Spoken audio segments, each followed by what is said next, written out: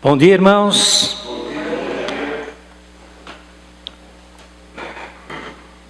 Agradecer a presença de todos os irmãos. Também hoje nós temos um casal, o irmão Felipe e a esposa e o nenezinho dele também. O irmão Felipe é da CCB, mas já está vindo para cá. Inclusive, ele vai morar aqui nos apartamentos. Aqui vai ser a comum dele.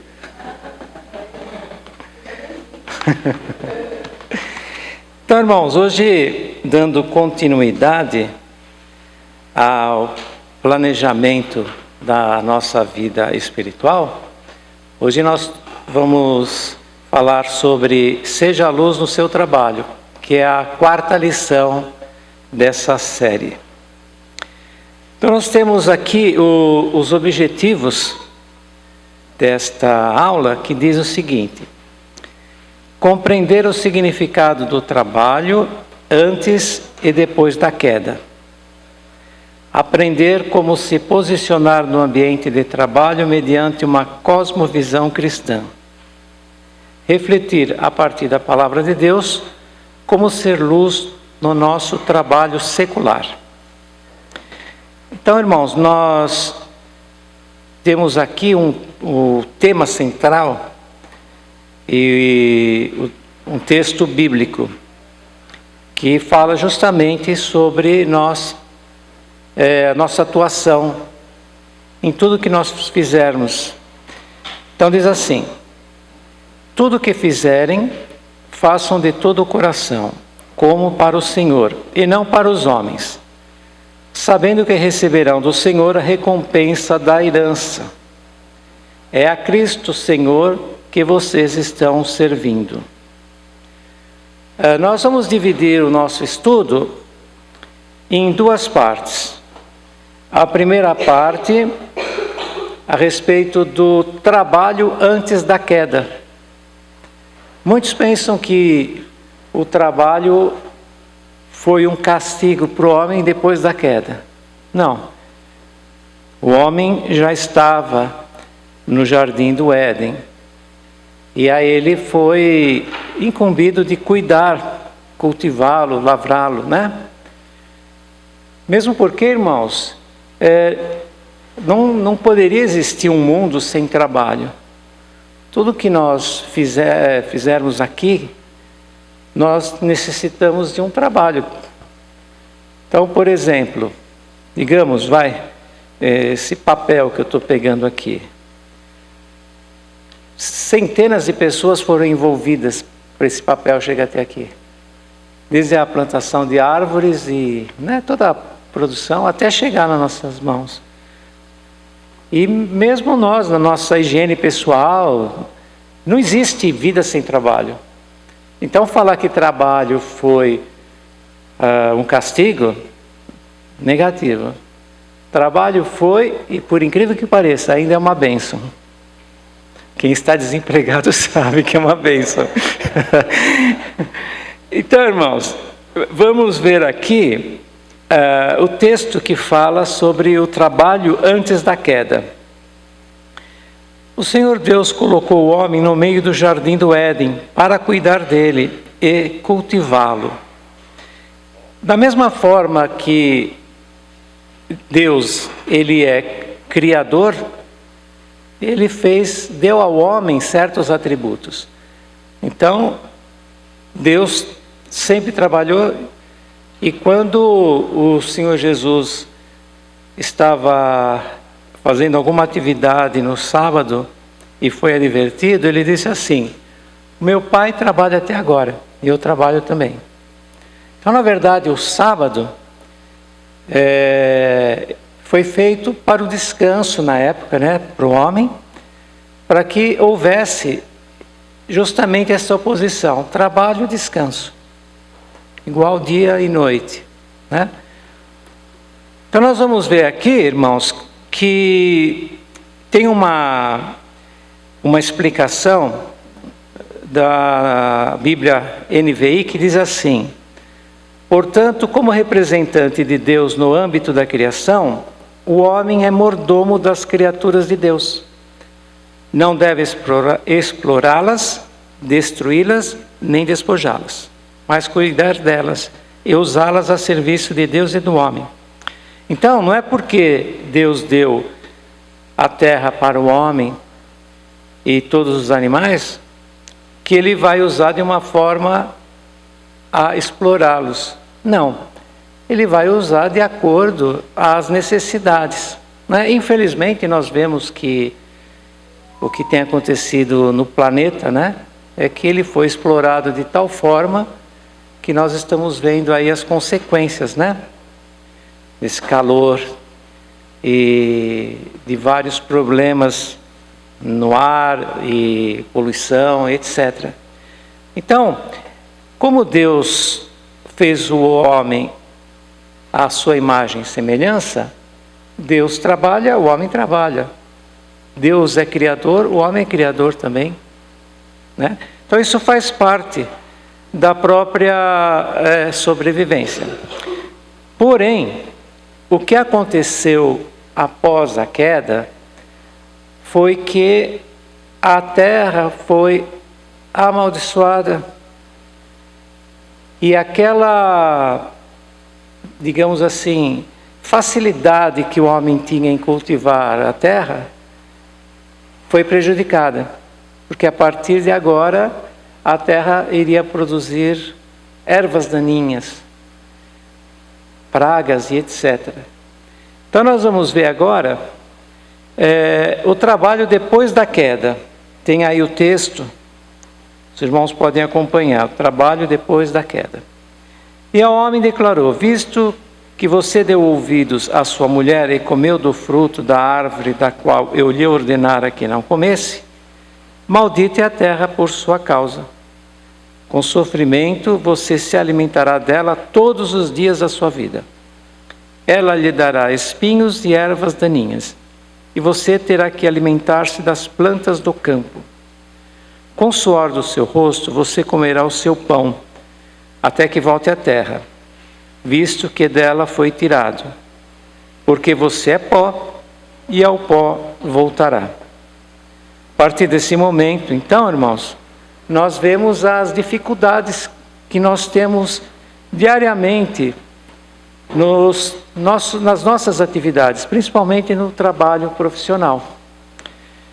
Nós temos aqui um texto, agora eu vou me ater um pouquinho mais a respeito desse texto, nós vamos conversar bastante sobre isso. Então nós vimos primeiro o trabalho antes da queda, agora nós vimos o trabalho depois da queda. Então, nós temos uma passagem aqui, da Epístola 1 Pedro, capítulo 2, versículo 18 a 21. Os irmãos prestem bastante atenção, que aqui tem um texto bastante denso. Então diz assim: vocês, empregados, sejam obedientes aos seus patrões e os respeitem. Não somente os que são bons e compreensivos, mas também aqueles que o tratam mal. Se vocês suportarem sofrimentos injustos, sabendo que é esta a vontade de Deus, Ele abençoará vocês por causa disso. Pois se vocês fazem o mal e são castigados, qual é o merecimento de suportarem o castigo? Mas se vocês sofrem por terem feito o bem e suportam esse sofrimento com paciência, Deus os abençoará por causa disso. Pois para isso que Ele os chamou. O próprio Cristo sofreu por vocês e deixou o exemplo para que sigam os seus passos. Nesta versão aqui, nós temos a palavra empregados, vocês empregados. Porém, existem outras versões que dizem servos ou escravos. Muitos dizem que o cristianismo, no caso aqui o apóstolo Paulo, estava legitimando a escravidão, mas não é isso. Então vejam bem, irmãos. Na época que o apóstolo Pedro, na época que o apóstolo Pedro escreveu, embora Paulo também se referiu a isso, né? Os escravos, alguns escravos, eles ao conhecerem o Evangelho, eles continuavam sendo escravos. Mas o que o apóstolo Pedro quis dizer é o seguinte, e o apóstolo Paulo também: vocês, estando como escravos, sejam obedientes aos seus senhores. Parece uma submissão assim estranha, mas vejam bem, irmãos, como que tanto Pedro como Paulo ia subverter uma ordem na época social, econômica, política? Ia ser um caos. Já era um problema ser cristão naquela época. Imagina se fosse chegar e falar assim: ó, vocês têm que se rebelar contra os seus patrões. Imaginem só. Por outro lado, o apóstolo Paulo diz assim: vocês que foram chamados escravos, se puderem se libertar, aproveitem. Ao mesmo tempo, quando o apóstolo Paulo fala sobre Onésimo, ele pede para que Filemão o receba não apenas como um servo, mas como um irmão. Então nós vemos aí nas entrelinhas, né, que Deus já estava preparando um caminho para que o homem tivesse aquilo que lhe é próprio, a liberdade. Então nós temos que entender sempre o contexto. Por intermédio do contexto, nós sabemos que é isso que aconteceu. Agora, vejam bem, irmãos, nesse quesito dos escravos, muitas vezes, vou começar, hein? Nós pensamos que os escravos eram iguais na época da escravidão aqui no Brasil, mas não era assim. Nós temos relatos que muitos escravos, até filósofos escravos, né, Epiteto, salvo erro, eram até amigos dos seus senhores, né? E nós vemos que o homem, ele vai progredindo no seu conhecimento, assim como a própria Bíblia. Ela é progressiva a mensagem em termos de revelação. A revelação ela é progressiva, até chegar ao auge, que é Jesus Cristo, né? Então é aquele farolzinho, até chegar o momento de um holofote, que é Jesus Cristo. E aí sim Deus vai se revelar exatamente como Ele é, por intermédio de Jesus. Vejam bem, irmãos, eu coloquei assim: doravante, ou seja, a partir daí, o homem teve que saber lidar com as adversidades advindas do trabalho. Então nós sabemos que nós temos várias adversidades no trabalho. Inclusive, irmãos, até há pouco tempo aconteceu isso. Uma aluna minha, ela estava passando um processo muito difícil no trabalho dela. E eu trabalho também, os irmãos sabem, com coaching, né? Aí eu disse para ela: bom, nesse momento, você não pode sair do seu emprego. Ao mesmo tempo, você não pode ficar brigando com todo mundo lá, mesmo porque você vai ser mandado embora e aí vai piorar. Aí eu disse assim: por que você não aproveita nesse serviço para você fazer de um laboratório? Então você vai trabalhar aí a sua resiliência, a sua inteligência emocional, seu equilíbrio, né? E ao mesmo tempo, aí nós estamos trabalhando sobre relações interpessoais. E agora, ela, esses dias aí, mandou uma mensagem toda feliz, que ela foi à procura de outros empregos, e praticamente já está resolvida essa parte, ela vai ter essa mudança, e justamente todo esse conhecimento que ela teve durante esse tempo de trabalho, desse sofrimento, fez com que ela entendesse melhor a respeito da própria comunicação, de como lidar com os clientes. E na entrevista, isso daí foi analisado. Então, irmãos, às vezes eu sei o que é isso também, né? Trabalho desde os 16 anos, estou com 62, então os irmãos imaginam. Eu sei o que é chegar domingo à noite, aquela musiquinha que tinha do Fantástico, Misericórdia. Então, aí, conclusão, né? Nós já sofríamos por antecipação. Então, o que nós temos que fazer? Nós temos que procurar fazer com que este serviço seja para a honra e glória de Deus, assim como os escravos.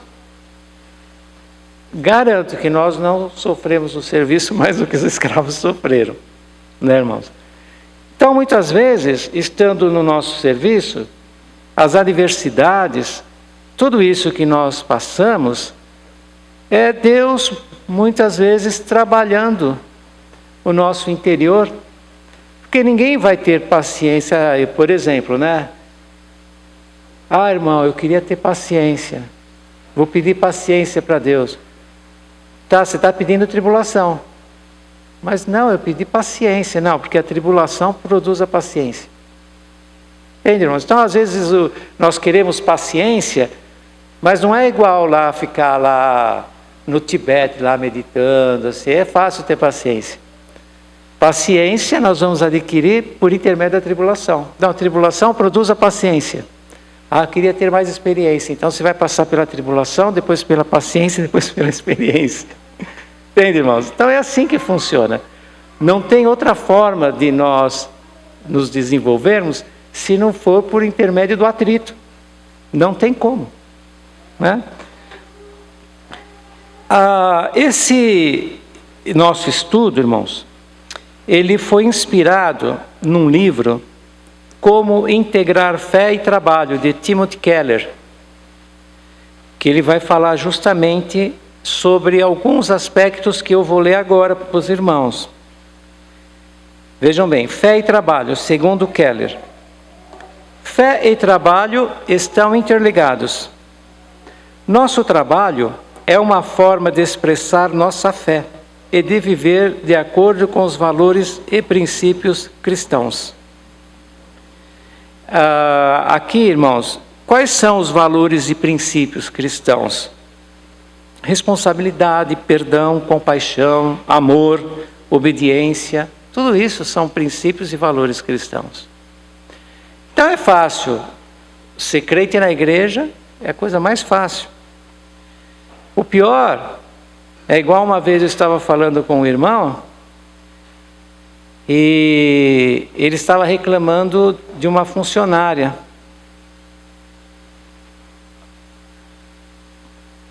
E eu cheguei para ele e falei, você sabia que essa funcionária é nossa irmã na fé? Oh, misericórdia. Por quê? Porque uma pessoa causa só confusão. Trata mal as pessoas. Entende? Que testemunho. Né, irmãos? Então é assim. Agora, é lógico que ninguém vai ser masoquista, né? Ah, eu vou lá, eu sofro até, que maravilha. Vou chegar tudo arrebentado em casa, glória a Deus. Não é assim, né? Nós temos que ter entendimento. Mas enquanto nós estivermos lá, vamos fazer de lá o quê? Um laboratório. Né? Porque aí é uma oportunidade. E às vezes, irmãos, Deus está nos preparando para um próximo emprego que vai precisar de todas aquelas habilidades, daquela inteligência emocional, daquela resiliência, de tudo aquilo que nós tivemos. Aconteceu comigo agora, irmãos, uma coisa assim, que eu fiquei sabendo que era a vontade de Deus, depois de alguns meses. Eu fui demitido no meu serviço, me chamaram lá, as moças do RH, Aí eu falei, vocês podem me dizer o motivo? Porque eu gostaria de me corrigir nos próximos empregos, né? Falou, não tem motivo. Mas como assim? Não. Mas vocês me mandam embora sem motivo? Não temos nada que falar. Para os irmãos terem uma ideia, até carta de recomendação eles me dariam para ir para outra escola, né? Aí fui falar com o diretor. O que aconteceu? Não aconteceu nada. Nós gostamos muito de você é muito querido aqui, não sei o quê. Mas os ciclos mudam. Falei, o que está acontecendo? Eu cheguei para minha esposa e falei, não sei o que aconteceu até agora. E eu forcei eles para saberem o que está acontecendo. Aí, irmãos, olhem só. É para chegar aqui, tá? O nosso serviço é uma forma de servir a Deus. Aí que eu fiz? Vou mandar currículos para as outras escolas. Nenhuma me chamou. E o currículo bem recheado. Eu estou muito velho para ser professor. Eles não aceitam professor com 62 anos. Só aqueles que já estão lá, né? Mas para pegar... Aí eu falei, e agora? Aí eu comecei a observar qual que eram aquelas habilidades que Deus me deu. E aí que eu fiz? Comecei a fazer cursos segundo essas novas habilidades, ou melhor, não novas habilidades, aquelas que eu já tinha, mas inserindo para uma transição de carreira. E estou feliz da vida que percebi que aquilo que aconteceu no meu serviço, lá no meu emprego, é como eles disseram mesmo, não tem motivo. Ou seja, é Deus que deu um basta na minha antiga profissão para que eu pudesse servi-lo numa outra área, embora tenha tudo a ver com relações humanas, né? Então nós vemos que o serviço, irmãos, ele está intimamente ligado à nossa vocação espiritual. Então quem fala, eu trabalho só para a minha sobrevivência, eu trabalho para pagar conta, ainda não entendeu o que é ser cristão. Porque a partir do momento que nós entendermos que por intermédio do trabalho, além da lapidação que nós vamos ter, ao mesmo tempo nós temos que entender que nós estamos servindo a sociedade, né? Então, por exemplo, eu lá dando aula, eu estava servindo a sociedade, estava servindo os alunos, aqueles alunos estão aprendendo para fazer o vestibular, e do vestibular ter uma profissão. Então, na verdade, aí eu penso assim, né? Qualquer médico que tiver aí, ele dependeu de um professor. Então, qualquer profissão, né? Qualquer profissão depende. Então, aí nós começamos a entender o porquê. Mas eu só trabalho como faxineira. Já pensou se não tivesse? Até aconteceu uma coisa interessante, irmãos. Teve um dia que eu fui usar o sanitário do metrô, e quando eu saí, o senhorzinho que estava limpando, ele falou assim, o que o senhor achou do banheiro? Falei, eu achei que está limpinho. O senhor gostou? Está cheirosinho e tudo. Aí eu pensei comigo, esse daí faz a diferença. Ele quis saber como eu me sentia por intermédio do serviço dele. Eu fiquei maravilhado. Aí eu tinha uma palestra para falar, falei sobre isso. Olhem só, ele podia simplesmente estar trabalhando lá, fazendo aquele serviço horroroso, chega em casa, fala, o que você fez? Fiquei limpando o banheiro o dia inteiro, aquela sujeira. Não, ele estava querendo servir as pessoas. Só que eu me arrependo de uma coisa, eu estava com o celular, eu podia ter filmado esse senhorzinho aí e feito uma entrevista com ele para passar no telão para as pessoas verem o que é um trabalhador exemplar. Alguém já viu uma coisa dessa? Você está lá no sanitário e estava cheirosinho, estava tudo limpinho. Aí a gente sente uma dignidade, né, como ser humano, fala, poxa vida, que coisa bacana, né? Bom, trabalho como adoração. Adoramos a Deus quando fazemos nosso trabalho com integridade e responsabilidade, demonstrando nossa gratidão e amor por Ele. Fé e trabalho como uma unidade. Fé e trabalho não devem ser separados. Irmãos, esse livro aqui, depois, se os irmãos tiverem oportunidade, né, como integrar fé e trabalho, e eu vou falar ainda hoje sobre um outro livro que tem a ver aqui com o nosso estudo. Na página 2, o que eu vou falar aqui para os irmãos tem a ver do mundo corporativo. Hoje, mais do que nunca, nós temos uma forma diferente de trabalhar, porque eles querem saber nós como pessoa. Inclusive, eu conversei uma época com o CEO de uma empresa, e ele disse assim para mim: vi o currículo de uma pessoa, fantástico currículo. Aí eu fiz a entrevista com ele. Aí eu percebi pelas palavras e pela entrevista que ele não era uma pessoa legal, não. Ele não dava muita importância à família. Eu falei: sabe de uma coisa? Ele falou para mim: eu não estou querendo empregado aqui simplesmente para fazer as tarefas técnicas. Eu quero empregados íntegros, que sejam pessoas lapidadas no seu caráter. Eu achei interessante. Por quê? Porque aconteceu um caso também, irmãos, todo trabalho, tá? Foi pedido, mas como um teste, para um irmão, para que ele, às vezes, falasse alguma mentirinha no trabalho. E aí ele fez o seguinte: não, eu não vou fazer isso. Conclusão. Aí depois perguntaram: por que é que você não vai fazer determinadas coisas? Não, porque eu sirvo a Deus. E o outro foi justamente o contrário. Também era um cristão e falou: não, tudo bem, a gente entra no esquema. E aí foi dito o seguinte: você, como cristão, não serve nem a Deus, você vai servir a mim? Se você não é fiel a teu Deus, você não vai ser fiel a mim. Olha só, isso ocorreu mesmo, tá?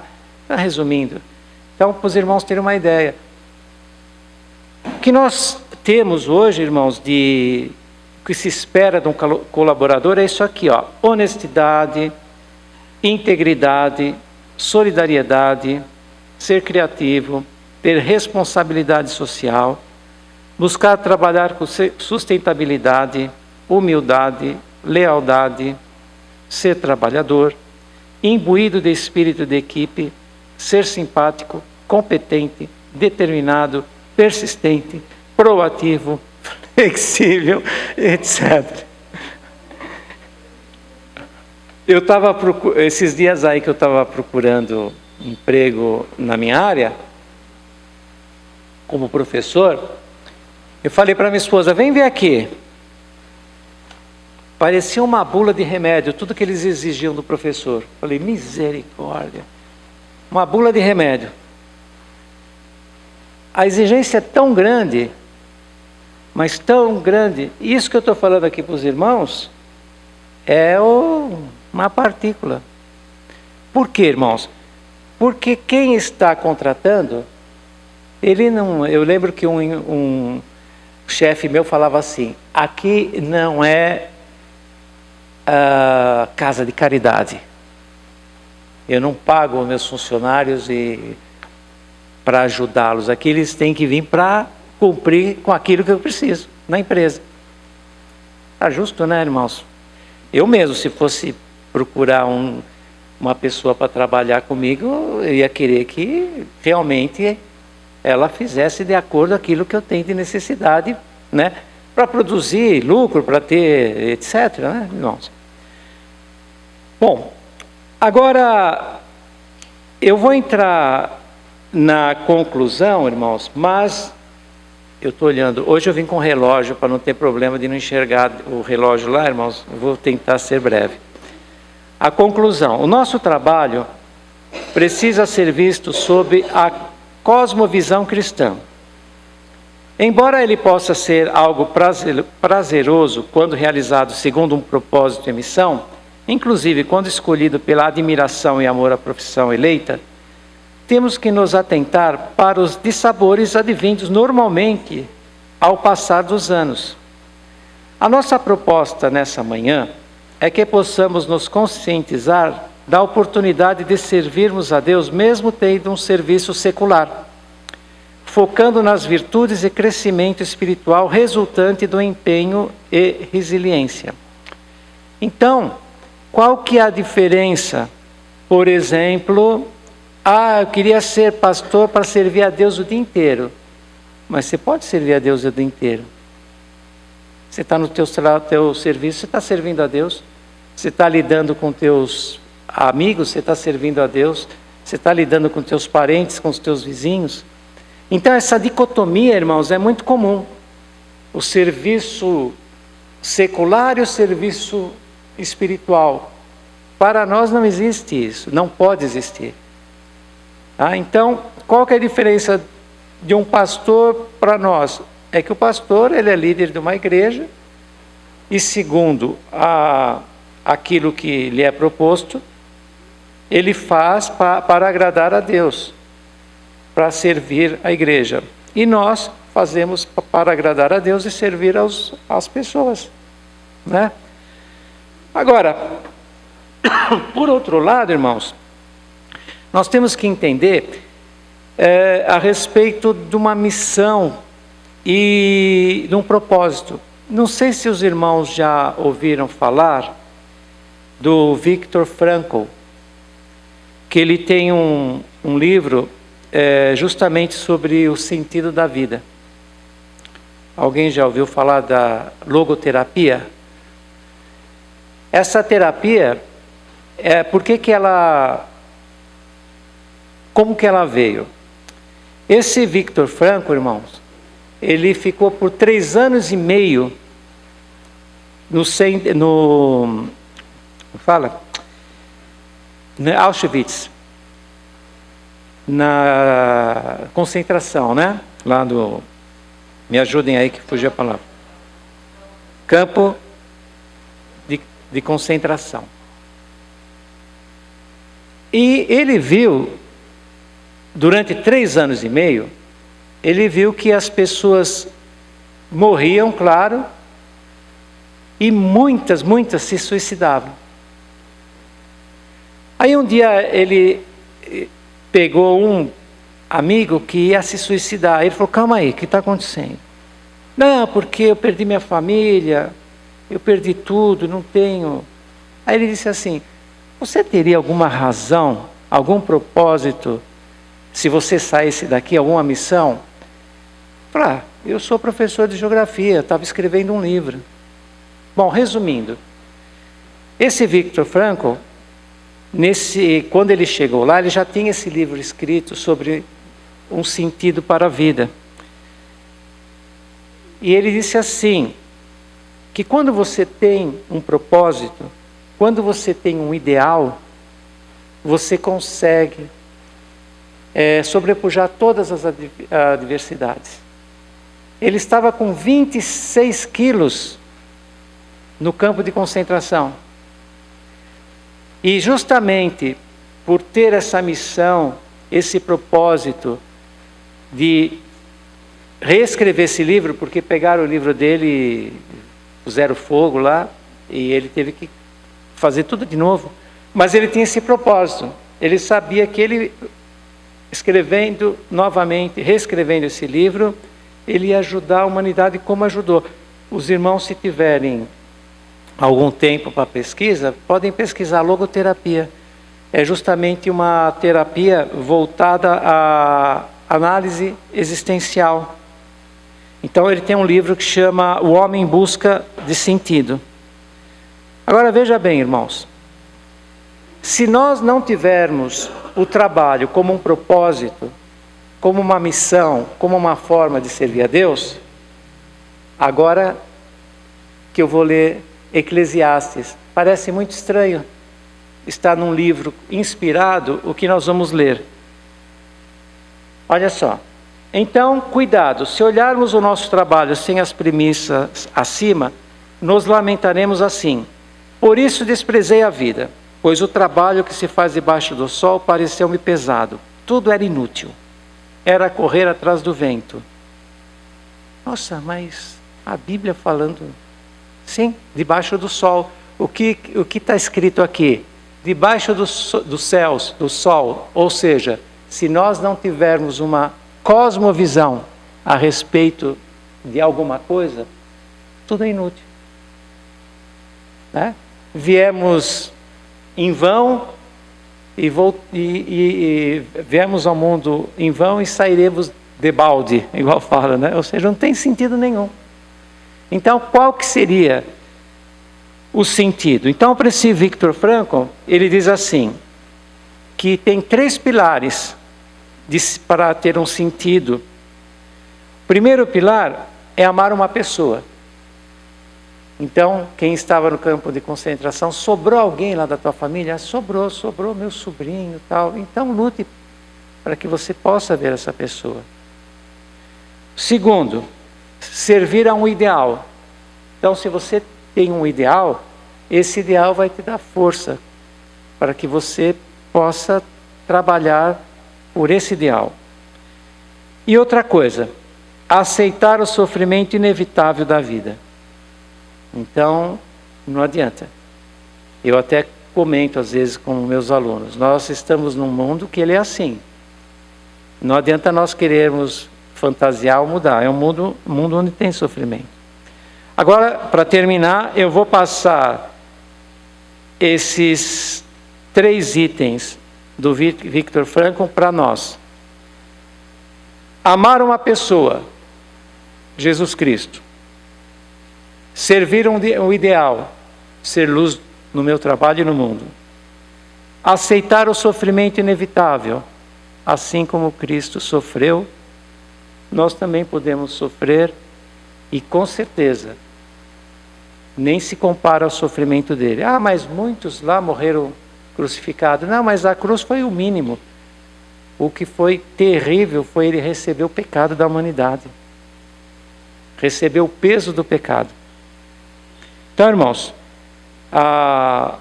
espero que de alguma forma os irmãos possam ter uma ideia um pouco diferenciada do nosso trabalho como uma missão. E se eu conseguir pelo menos um pouquinho disso, eu já fico feliz. Que Deus nos abençoe.